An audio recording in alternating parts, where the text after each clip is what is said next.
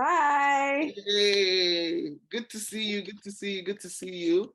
Lovely to see everybody. Thank you so much for having me. Thank you more for joining us. Welcome to the Ottawa Black Book Club. This is just some of us. So people will keep joining in. Some will go out, some will come back in. So Okay. yeah, so welcome. My name is Louisa Ivaze, founder of the book club. And these are the amazing ladies here. There's Alice there, there's Ria, there's Bukola. They're all our regulars here. I'll just go ahead since we just have 1 hour with you. I'll just go ahead and quickly read your short bio and then we just jump into the book. So Sounds good. Jasmine Sealy is a Barbadian Canadian writer based in Vancouver, BC. Her debut novel, The Island of Forgetting, was published with HarperCollins in 2022. So that's it. I love the bio. I like to keep it short and sweet. Yeah. So we were just chatting about your book this past hour. So the first question I'm going to ask is, and I know that your book is generally and loosely based around Greek mythology. I really, really love Greek mythology. But why Greek mythology since you are writing about Black people? Yeah, so the Greek mythology was the inspiration for the story. It was kind of the impetus and where it all started. Um, it's just one of those kind of fortuitous serendipitous things. I was working at a literary magazine at the time, and we were looking for cover images for an issue, and the title of the issue, the theme of the magazine that issue that we were releasing was ruins. And so I was looking through all these pictures of ruins, and I found this image online, and it was captioned holding up the sky. And I just thought, oh, that's such a beautiful, I've always have an ear out for like interesting phrasings. Stories tend to come to me by language first. So I'll hear something that just captivates me, and it digs into my brain. And then, so I thought holding up the sky, and it just, the alarm bells went off in my brain. There's a story there. So then I went down the kind of an internet rabbit hole, Googling that phrase, and then finding, okay, that refers to Atlas, and then reading about Atlas, and then finding out that Atlas is, sorry, I'm losing my voice a little bit. I have a bit of a cold, but Atlas's daughter was Calypso. And then, of course, being a Caribbean person, I was like intrigued. I wonder if there's some sort of etymological connection between Calypso music and Calypso in the Greek mythology. There isn't, but I just thought that was interesting. And I don't know if there's any Caribbean members of the book club who would know soca music, but there is this band called Kez the Band. They're a soca band from Trinidad, and they have a song called Hello. And in the music video for that song, there's kind of this siren seductress character, and in the music video she's luring this like white tourist man into like a soca fete, and she's like showing him a good time, and she's kind of meant to be symbolic of like carnival and and the islands, and I just thought, oh, and then when you look in the credits for the video, she's listed as Calypso. That's her character name. So I just thought, oh, isn't that so interesting that the ways that this character of Calypso, despite it being a Greek myth, is often portrayed as a Black woman. And interestingly, in one of the mini-series adaptations of the Odyssey from like the 90s or something, all the characters are played by white actors because it's a Greek myth.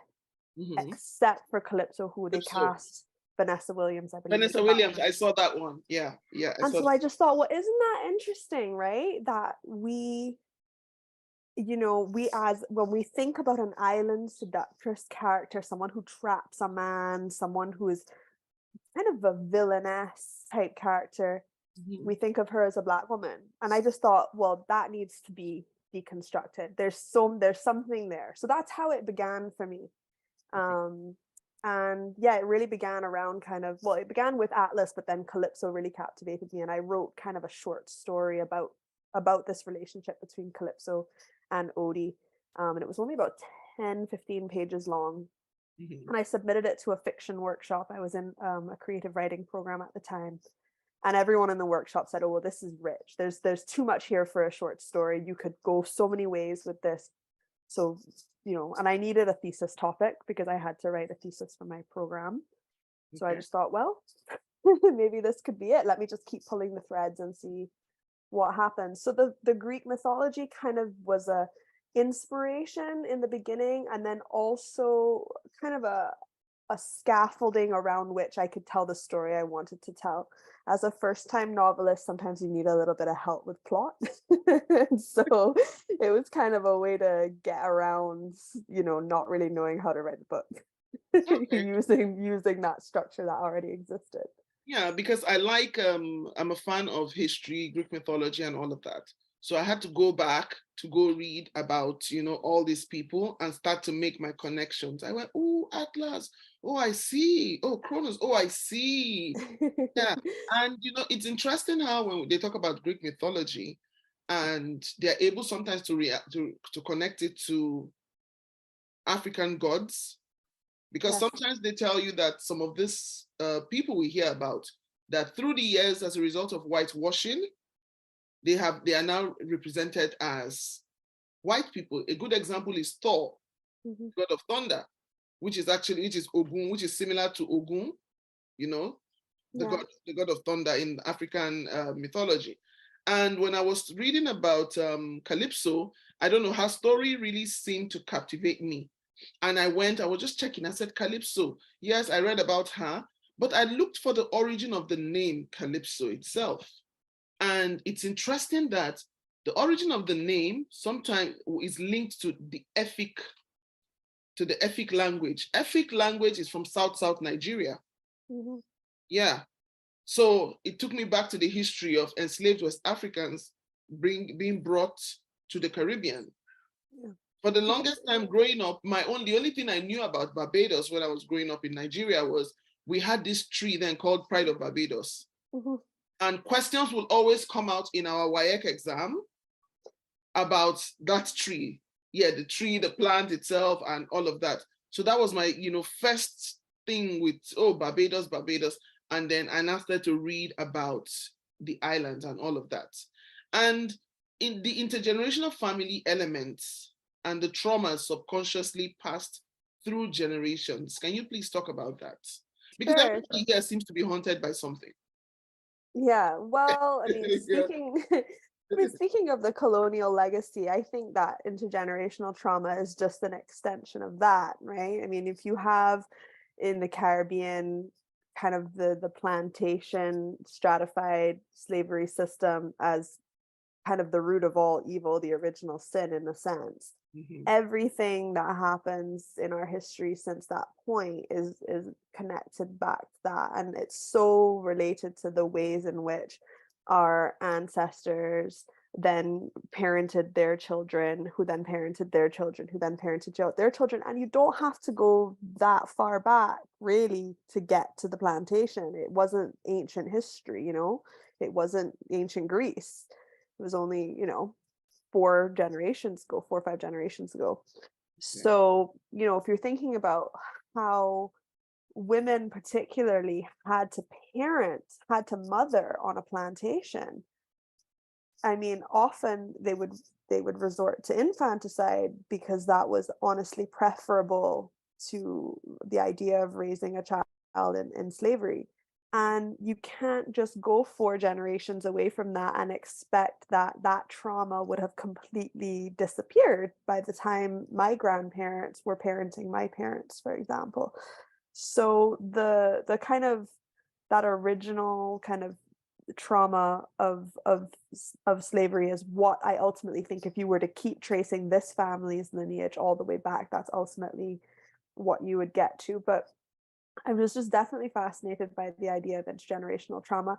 And that was also related to the Greek mythology too, because in Greek mythology, there's a lot of the idea that you can't escape your fate, and that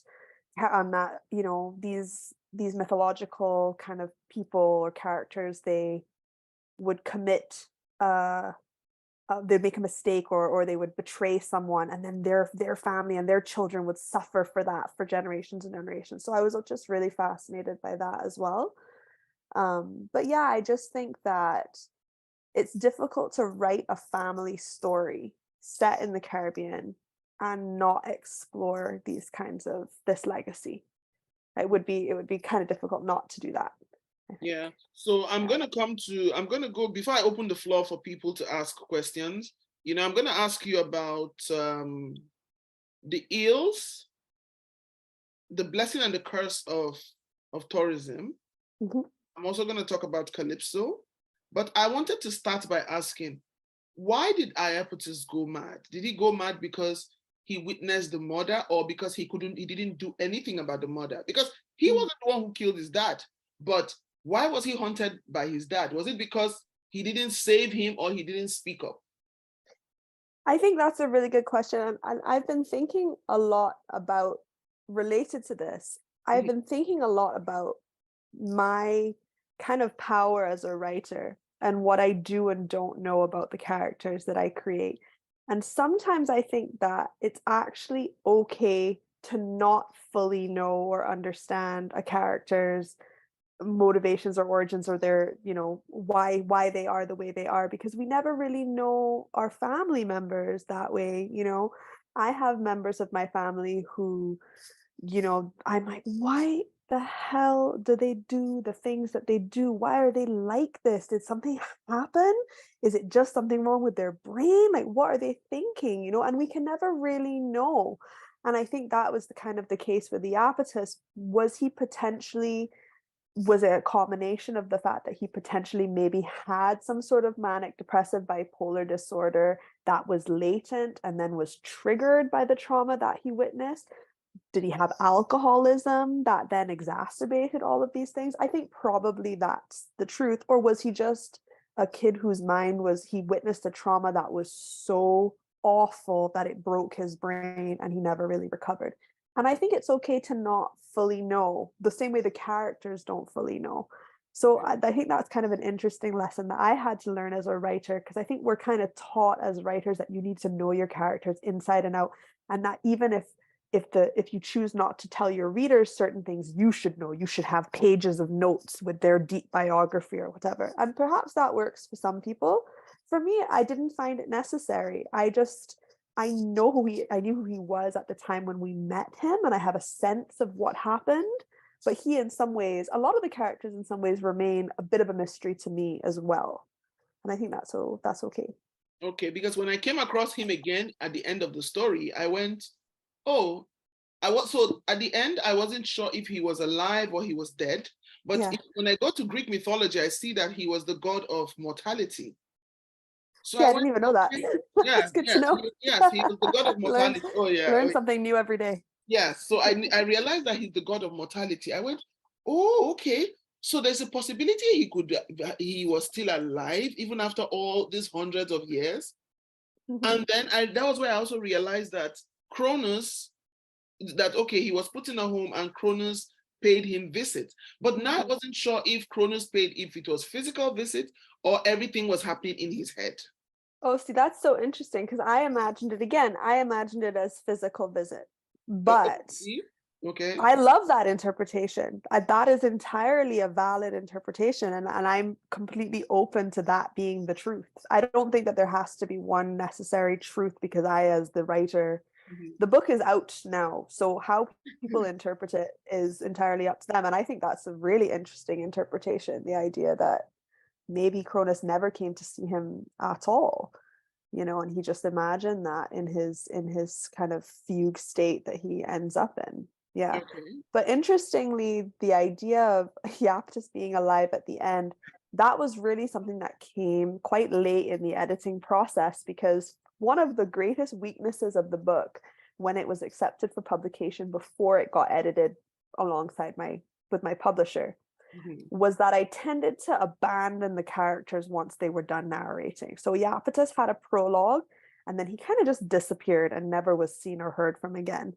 And one thing that my editor pushed was, she said, well, no, this is a novel. So even though it's being told in these sequential sections, it needs to have an arc. You need to kind of give the readers some sort of closure and conclusion. We can't just never know. Like, we need to know, does he die?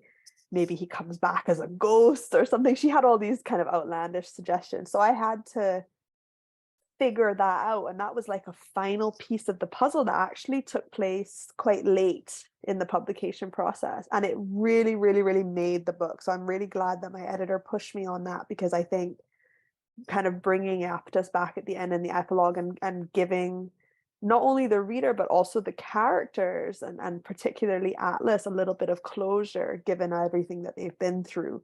It's not a happy ending by any means, but at least it's an ending that feels like it's a step towards kind of healing for the family. So yeah, interestingly, that came very late. Yeah. Yeah, because that was how I thought. Because that was how I thought about it. Because someone in the comment section here is saying that she imagined it as physical visits. Because if it was a physical visit, he would have been really, really old. Because my mind just went to, okay, it's all come full circle. So maybe this is happening in his head. Maybe the giant could be Nautilus, his great grandson, or the giant could just mean healing and peace. Because there's a part where Nautilus says, home is a place where someone wants you. Well, they wouldn't actually be that old. So because I did the math, and if you do the math, they all had their children very young, right? Like not like Iaptus was only 17 when he had Atlas. Calypso was only 17 when she had Nautilus. Atlas, I think, was 22-ish, just finishing at UE, just finishing at university when he had Calypso. So it's really, I think they would only be, Iapetus would only be, I think, in his 70s if you do the math. So it feels like it's been this massive expanse of time. I think because of the references to Greek mythology, we then tend to think in centuries. But really, you're only talking, he would just be like an old man, a grandfather living, Yeah, because that was how I thought of it. My mind just went to Greek mythology, and I went, oh, this guy will be what, 200 years old by now? No, if you do the math, he would only be in his 70s, which was why I was like, oh, when I had that realization myself, because I was like, oh, he has to be dead by now. And then I crunched the numbers and I thought, oh, well, no, he could very well still be alive. And that was when I had that epiphany moment of like, well, if he's still alive, where has he been all this time?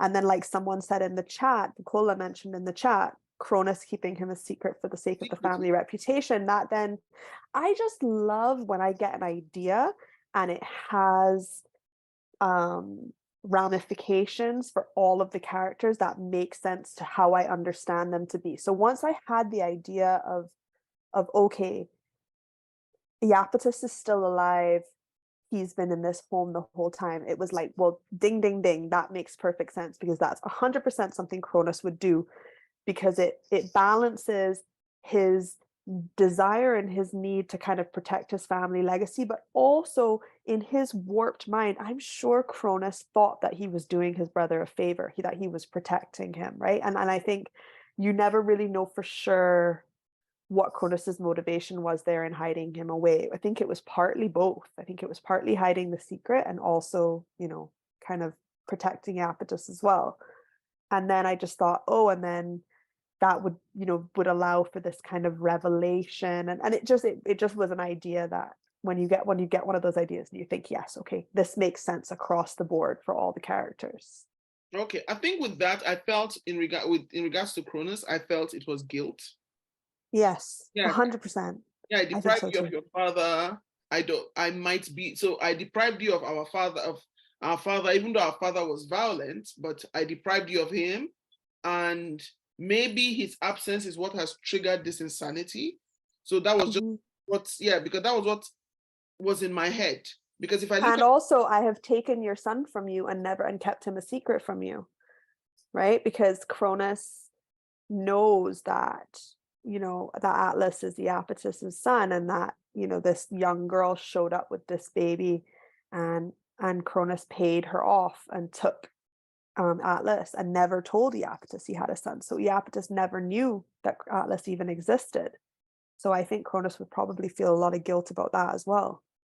oh, And also potentially concerned that Iapetus might try to come and take Atlas away from him. So there was a lot going on there.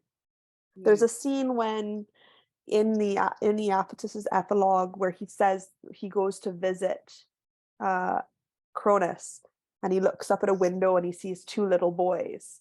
He doesn't know that one of those boys is his son. He thinks that it's he thinks that it's Z and a friend, and he doesn't realize that it's his own son because he never knew he had one. I thought that that was Cronus and Iapetus. When I got to that scene, Oh, you thought it was like an image. I thought it was, yes, I just thought it was, I love all of these additional yeah, that's what I layers. thought. I just thought it was him and his brother. I went, okay, Yeah. oh, this is so nice, photo of his brother and him. Oh, this is so nice. I never made that connection. And I just assumed that he knew he had a son, but because of his insanity, he knew he couldn't do anything about it. I'm just realizing now that, oh, there's a possibility that he didn't know about the existence of a child. No, he didn't know. He didn't know. And in my writing of it, he didn't know. But I love the idea that when I was aware of that illusion, that when he shows up at Cronus's house in the epilogue and he sees the two boys in the window, that in his kind of distorted mind, he might be thinking he's seeing the past and seeing his brother and himself. Mm-hmm. But really that's, the two boys looking down at him from the window, just wondering who's this random man coming to visit, Cronus. It was Z and Atlas. Okay, so I'll open the floor for questions then before I go into the questions of tourism and Calypso. Mm-hmm. So anybody has any questions to ask? Jasmine is here. Please feel free to ask her any question you want to have.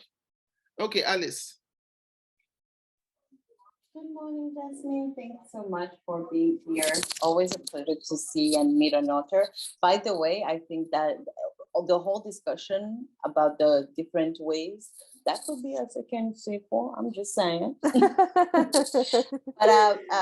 I wanted to start with a comment. One of the things that I loved about your book is how I was able to travel to Barbados without moving from my couch.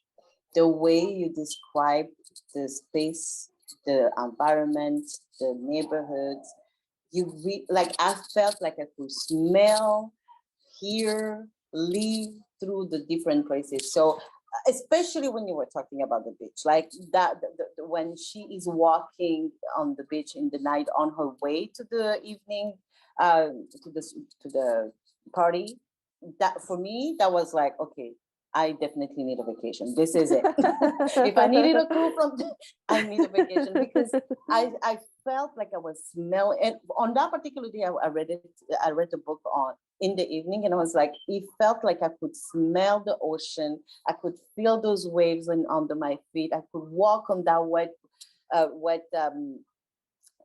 sand, and the way you described it, it was so real that it was fantastic. So thank you very much for having us travel without paying for a plane ticket and the hassle of airports. The second thing that I wanted to say is I love the love stories, the way you describe them. They're real. They're not like fictional. The way people go through those stories. It's rarely read a book where I was like, I've seen this in real life. I know this. I know the struggle of not being able to talk to one another when you're in a couple and you're living. You feel like there are certain things that have not been properly done, or your dream has not been fulfilled, and you don't know how to address it. And you can see the other person is sad, but you don't really want to bring it on because you don't want to hurt them more. But yet you know that you need. So those stories were real. Though people could think, why is it in one of those stories finished like in a happily fairy tale way? Yeah. But the reality is that's what we live. That's what the relationship that we live on a daily basis, that's what they look like. So I did appreciate that. And I wanted to know what was your inspiration, or what was the reason? What is it that kind of brought you into being so realistic in terms of the story? Why didn't you put them, made us dream like Disney does? Why was it so important for you to describe those stories so realistically? Well, thank you so much. First, I want to say thank you for calling it a love story, because nobody has ever said that before. And I'm a big reader of romance. That's my guilty pleasure. I read a lot of romance, and I do believe that there are love stories in this book, and nobody has ever before referred to them as such. And I really appreciate that. I think that I just wanted to keep it as authentic as possible to my lived experience, and also just the lived experiences of like the people that I know in my family and growing up in the Caribbean. And the thing about a happy ending is that, well, they're not really endings. Whenever I read a book and I there's a happy ending, I think, well, we've reached a conclusion of a chapter in these characters' stories. And sometimes that's all we want when we're reading. We don't want to know what comes after the happily ever after. We just want to see two people fall in love and get married and be happy. We don't want to know what then happens when dreams are deferred and when compromises have to be made, and when children come into the picture and sacrifices happen. And we don't really necessarily always want to read about that, and that's fine for escapism. But this wasn't, I wasn't trying to write a book, an escapist book. I wanted to write a book that felt like very grounded in reality. And I think there's just something really interesting and profound about when you don't kind of turn away from those realities. And I think it makes the relationships actually more, almost not not stronger, but I think there's something very beautiful about that. I think, I'm thinking particularly about Pleione and Atlas's relationship, which is one of my favorites. Atlas is probably my favorite character in the book, and I love writing his relationship with Pleione. And there's little things that not a lot of people notice about the way Atlas describes himself in his section. I don't know if you've noticed this. He always describes himself as how he thinks Pleione would see him. So he says something, he might refer to something about himself, and he'll say, Pleione would say that this is what I'm like. Pleione would say, this is why I do this. He really saw himself reflected in her. And though he was very torn about what he wanted to do, and he kind of had this desire to travel and be free and live this independent young adult life away from her, he ultimately saw her as his final destination. And even though life very much wears them down over the years, there are these just pockets and moments of love where, they still kind of come to each other. Unfortunately, when they're adults, when they're grown, we only see them through Calypso's eyes. And Calypso is not a reliable narrator. No 17-year-old brat like Calypso looks at her boring old parents and sees a happy couple. All she sees is the suffering and the drudgery and the blah, blah, blah, blah. She doesn't know what happens when they close the door at night. She doesn't know if they're still having sex. She doesn't know if they're still whispering, sweet nothings in each other's ears. And that was kind of the point of the structure of the book, was that we as individuals can never know our parents as individuals beyond who they are as our parents. And that was why the structure of the book, as infuriating sometimes as it can be for readers, I've had that feedback. They've said, oh, the section ended and I was so mad and I wanted to stay with those characters. And then all of a sudden I just had Calypso's voice. I didn't want to hear from her. I wanted to hear from Atlas. And I've had that feedback, but that was very intentional, because again, that was what I was trying to reflect, this idea that, we can never really know our parents outside of who they are as our parents. So Atlas and Pleione's relationship, they might still very well be deeply in love and happy, in their lives to a certain extent, even though it didn't go the way they thought it would. But Calypso will never see that. Calypso's only going to see all the things that she wants to avoid, right? But she's not a reliable narrator. None of them are, really. Okay, thank you so much. I'm going to ask a question here, then I'll go to Bukola and then Nkoye. In the comment section, Ria asked, why the title? Why the choice of title?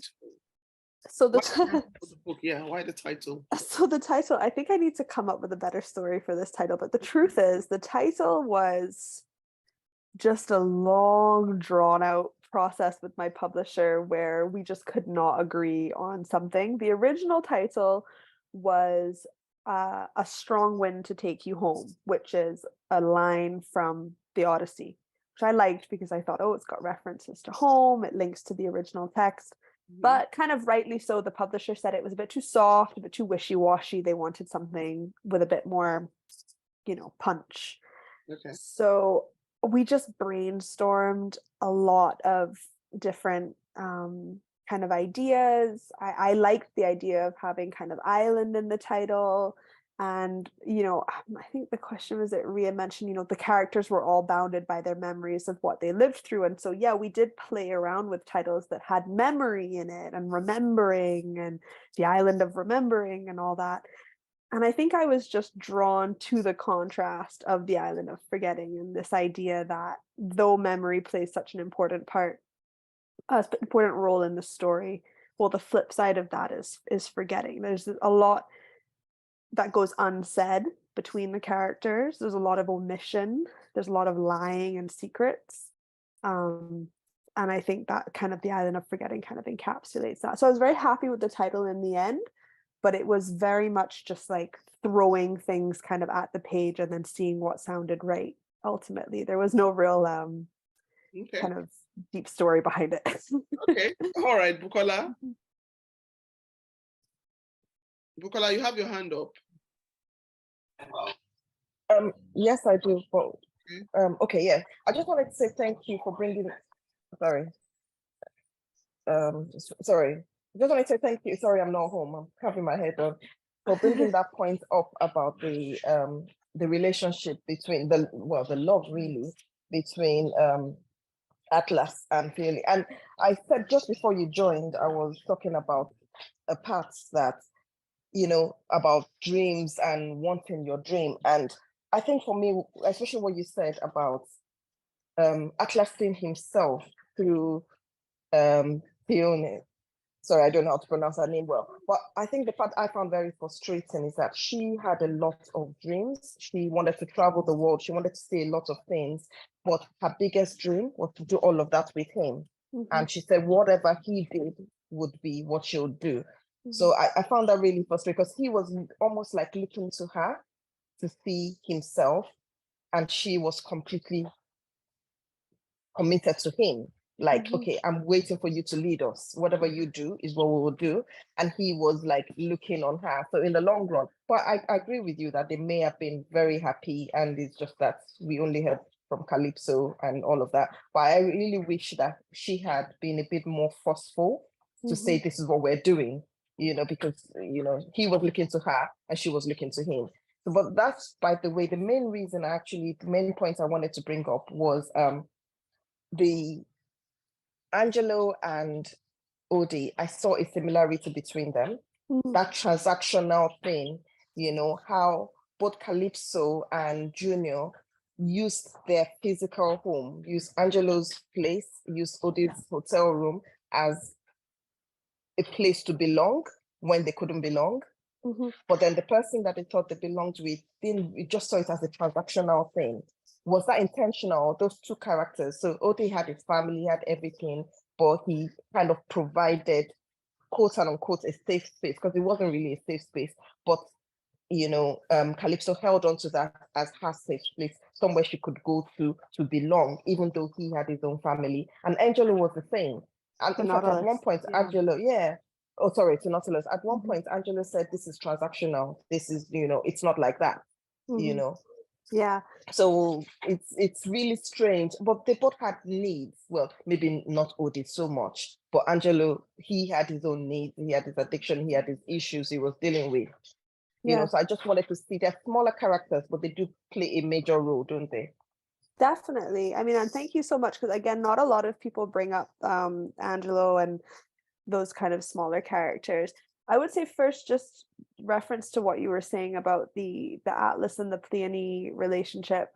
Thank you so much for bringing all of that up, because originally in kind of some of the earlier drafts, Atlas is very much a victim of his circumstance, and I don't like characters who have no agency. And so in a lot of my rewrites, I wanted the decision for him to not move to England to actually ultimately be his decision. And that conversation that he has with Pleione, where she says, we could still go, we could make it work. He almost wants to pin that on her. He doesn't want to take responsibility for his decision to stay. And so he puts that on Cleone. She carries the weight of that. And then that's the story then, whether or not Atlas intends to or not, that's the story that Calypso inherits. She then blames her mother, when we as the readers know that's not the case. Cleone had big dreams too, but ultimately she was a 18-year-old girl from Barbados, poor, very poor, much poorer than Atlas, right? And the idea of her, she didn't have the grades that he had, the scholarship that he had. So for her to pick up and she had the auntie in Lewisham, but like for her to pick up and go to London without her man alone would be a much greater decision. So she was saying, you know, we both have these dreams. Let's go together. We can make it work. We will make it work together. But ultimately he said, no, let's stay here. But that was his decision. They could have still gone.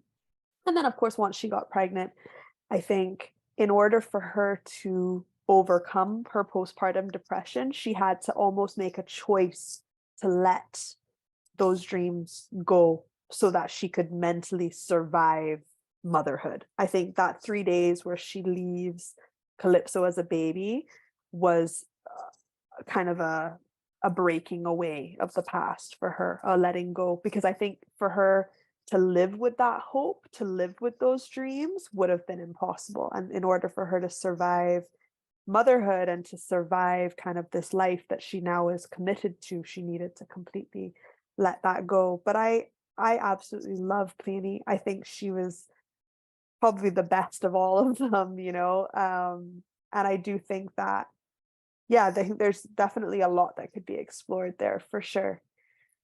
And then, yeah, with regards to the idea that Odie and Angelo both provide these kinds of false safe spaces for the characters, I think it's very important to remember that when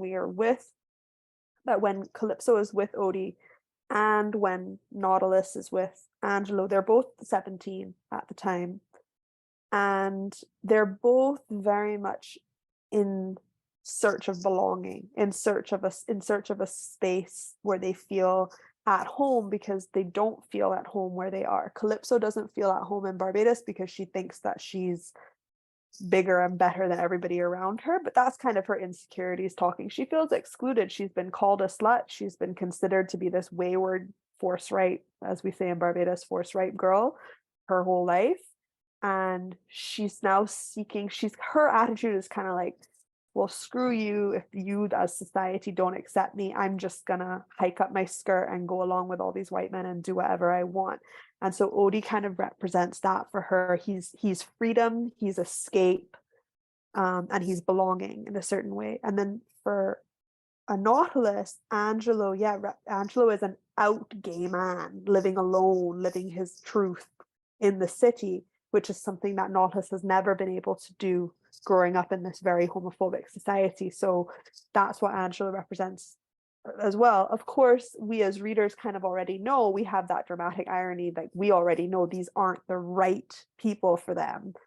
But when you're 17, you have to kind of look for love in the wrong places. That's just part of growing up. And so that's what that is. And then ultimately they find their way home, both characters, and home is back with their families.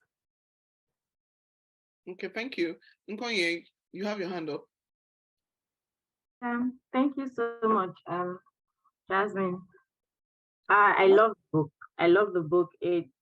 I felt like it touched a lot of things. It touched relationships. You touched about deferred dreams. You touched like mother-child relationship. You touched tourism. Like it opened me to a lot of things. So I absolutely love the book. I'm just going to start from where you stopped about Angelo. I think it was really wild to me that Nautilus eventually came to the understanding that Angelo was not like in the right frame of mind. Like I was like, I mean, you've been longing for this person, and eventually when you're like almost breaking down, you now start to see all the little things that are wrong with him. You've been in his house, the house is untidy. You open his laptop, he's been telling you he's working on a PhD, you eventually go to his laptop and you don't see anything. And I'm like, you've been with that person for a while and you don't know that things are not working really well in his head. And I always I kept wondering, if we will get to know what Angelo used to do. Like there was somewhere in the book that Nautilus was like, he came back, he was cold, and he thought that he was dead. Like he would go away and come back, and they don't talk about it. So I was like, oh, only God knows what he he used to do. So that's Angelo and Nautilus. I love Cleone. Like I didn't really notice her till Calypso came. It was like for me, what I only saw were like Alas's dreams. So it was eventually when Calypso came and I started to like see her mom through her eyes. I'm like, this lady really had things she wanted to do for herself. Right. And even when I think there was, I don't know if it was Nautilus or Calypso that said there's someone who was her mom's friend who used to tell her that her mom was like the life of the party. Yeah. Wow, I didn't know that. Like it didn't come out that Peony was that kind of person. Like I know there were instances when you talked about how people will come to their house and she will wear glasses and she's smoking and she's wearing beautiful gowns, but I didn't know that she had that kind of character. To me, it just felt like her life was revolving around Atlas, and it was like it looked like weakness to me, but eventually I'm like, oh wow, Peony really had she was her own person in the end. Yeah. Then Z, Mm. did he like, so there was somewhere in the book where Odi was telling Calypso that she doesn't know about her uncle, that he comes to her, I think crying or something, talking about the things that his father made him do. So did Cronus pass on the responsibility of Iapetus to Z? Like, did he eventually, was he involved in all that? That was like really unclear. Yeah. Yeah. So yeah, so first I will say the book, when it was accepted for publication, was about 30,000 words longer than it currently is.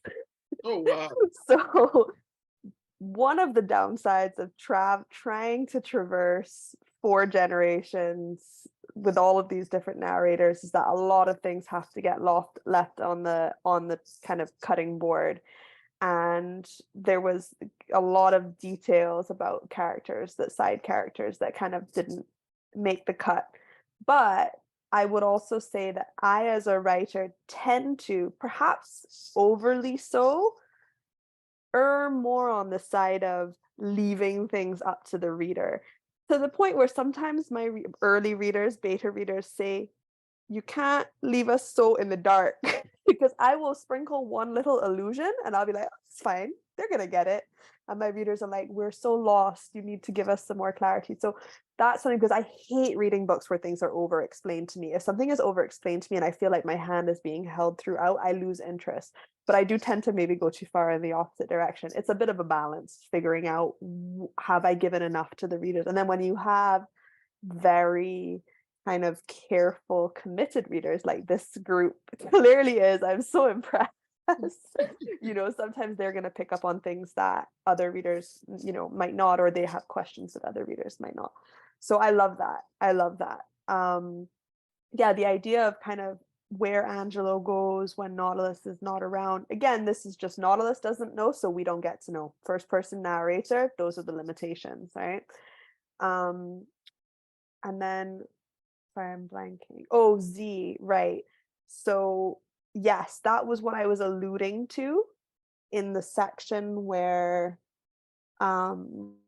Junior's wife reveals to Nautilus that his grandfather is alive.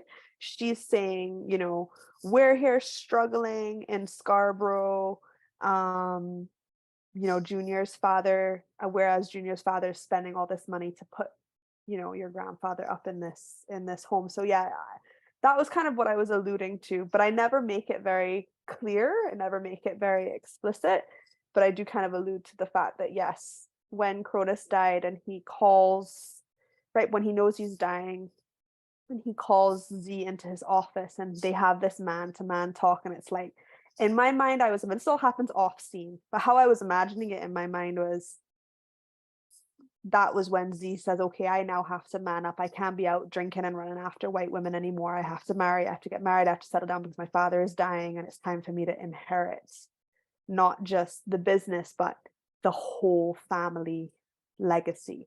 And part of that, what he inherits, is this secret about Cronus murdering his father and Iapetus going mad and all of that.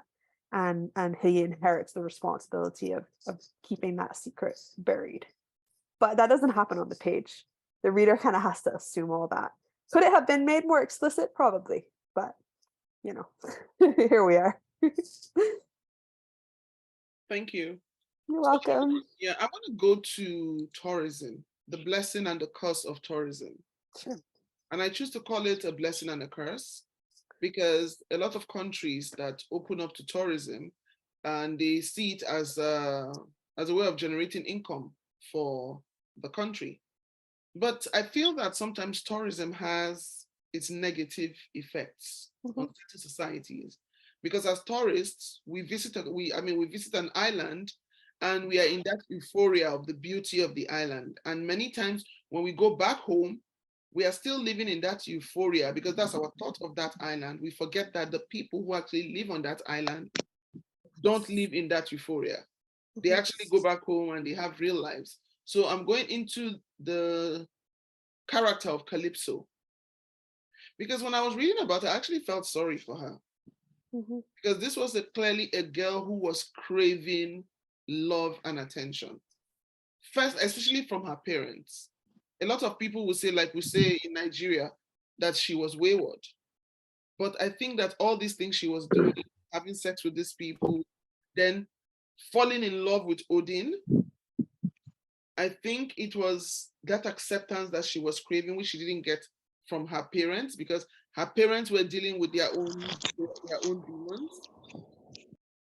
Her parents were dealing with their own demons, and here was this young girl trying to navigate and find love. And then it's interesting that she actually, because I keep questioning if she really loved Odin or she just saw him as a temporary escape. Yeah.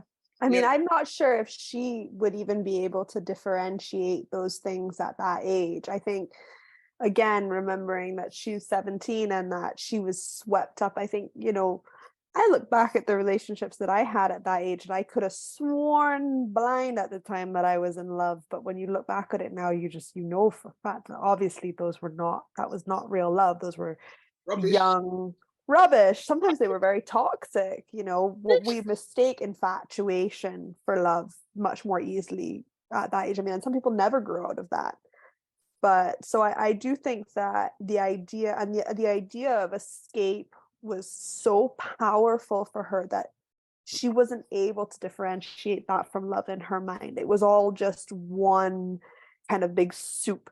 And even in those moments where she would see him and the reality of him would pierce through the fog for her, she would see him and she'd be like, you are just an old man, an old white man. Like, in some ways she was almost disgusted by him, but she carried all of that within her at the same time. I think she was very kind of smart and complex, and could kind of see him for what he was a lot of the time, but was so just kind of in this fog of infatuation and dreams that kind of clouded over. And then eventually over the course of her section, that fog clears and clears and clears until the night of the fire, where she more or less has this epiphany where she realizes it's all about the baby. But even then she still clings to him, right? Even then it's still, don't leave me, don't leave me, don't leave me. But at that point I think she's really just holding on to the idea of him, I think. So yeah, I think it's a lot of things, and that's generally how I like to write my characters. I like them to be a lot of things. I like them to be full of contradictions and complexity, because I think that is the reality for most people.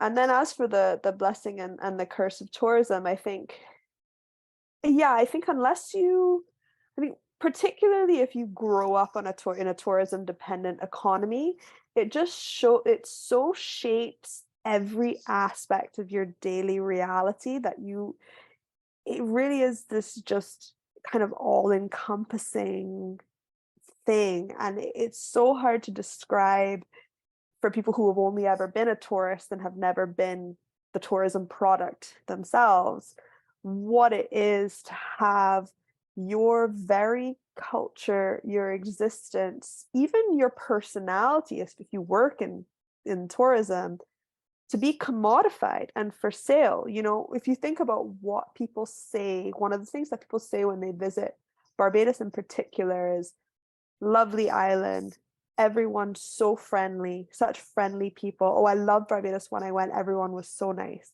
And are you allowed to have a bad day? Are you allowed to have a bit of an attitude when your potential bad day, your potential bad service is not just a reflection on the establishment where you work, but is a reflection of your whole island, that those people are going to fly back to England or Canada or US or wherever they're from. They're going to say, oh, I'm never going to Barbados again. So and so was so rude to me at the front desk of my hotel, horrible place. And that's what happens, right? When you live in a tourism dependent economy. But at the same time, like, it's what puts food on the table. It is our number one resource. It's our number one economic resource in Barbados. Like, it's, you know, after it's the only thing that comes second to that is kind of foreign investment, but it's sugar is long gone. We don't have, our soil is completely depleted because of the monocropping of sugarcane during plantation slavery. It was the only crop planted for years and for centuries, and that completely depleted our soil. So you can't really grow much. It's a very crowded island. It's one of the most densely populated countries in the world. There's not a lot of land to go around. So tourism is kind of the necessary evil.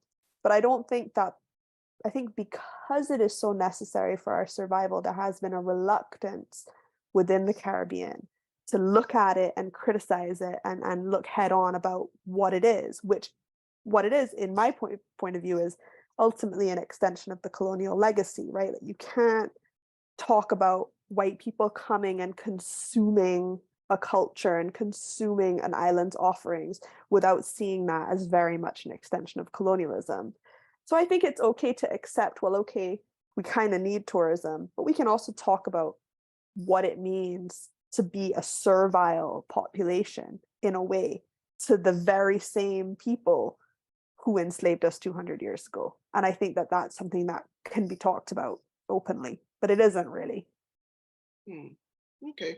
So I'm looking at all the, Alice, before I come to you, I'm looking at all the characters in the book, starting from Iapetus, who is haunted by witnessing his father's murder, Atlas, who is haunted and depressed, probably depressed, unfulfilled dreams, Pleione also similar, Calypso, who is craving love, Nautilus, who is struggling with the fact that he doesn't know his father, his mixed race identity, and he's coming to terms with his sexuality. Because I was brokenhearted in the end, where a bit about with how briefly the relation, when he met his father.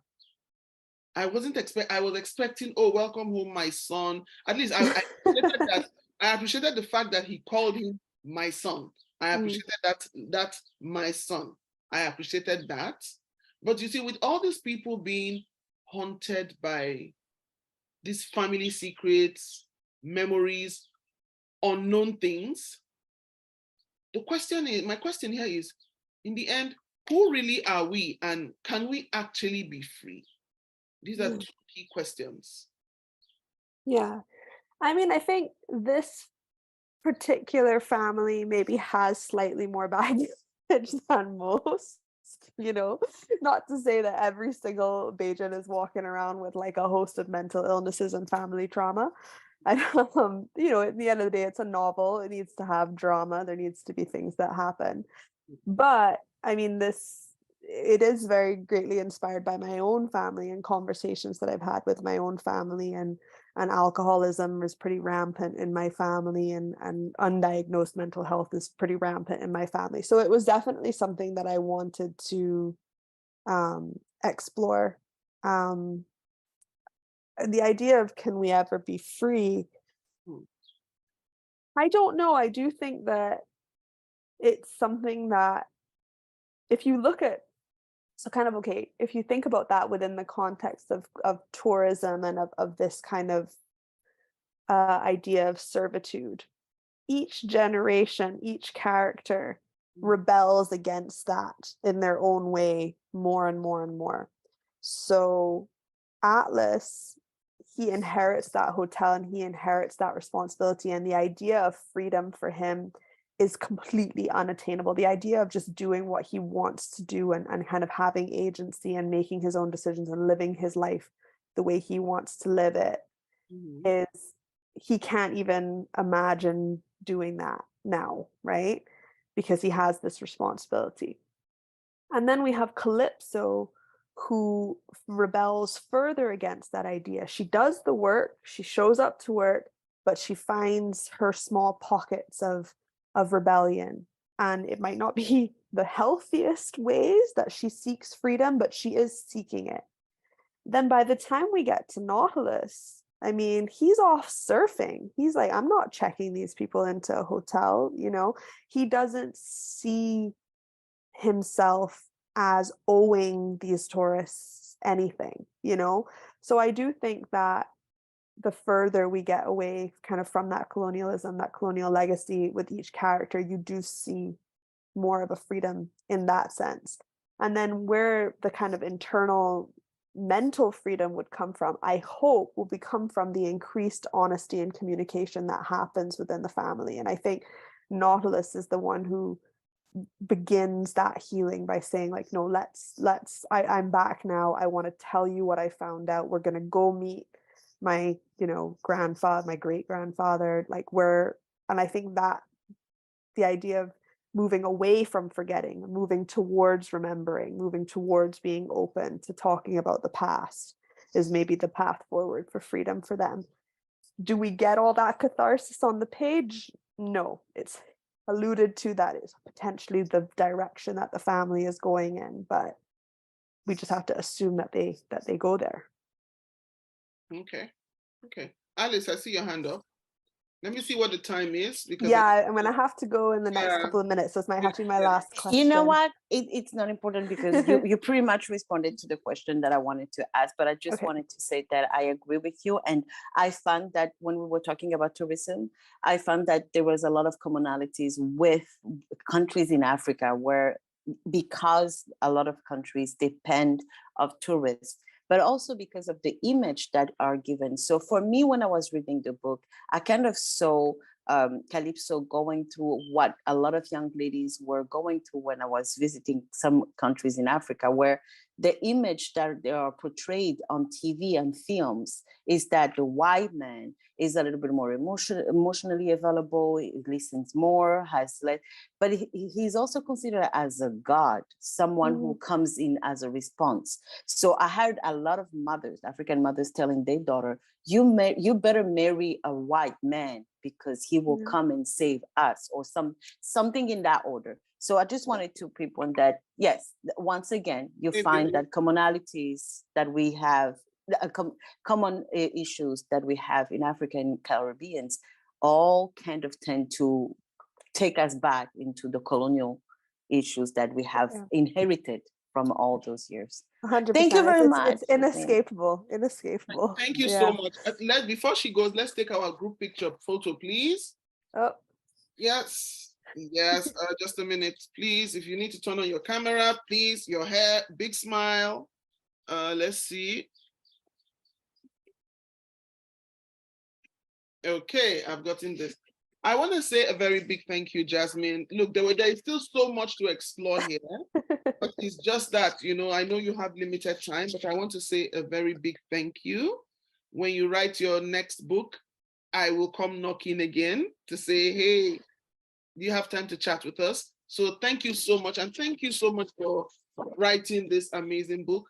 Now you've inspired me to name one of my characters, Calypso. So, and I will do that. Please do. And honestly, thank you so much, everyone, for reading and for inviting me. It's been really wonderful. Thank you so much. Okay. Bye. Bye. Take care. Bye.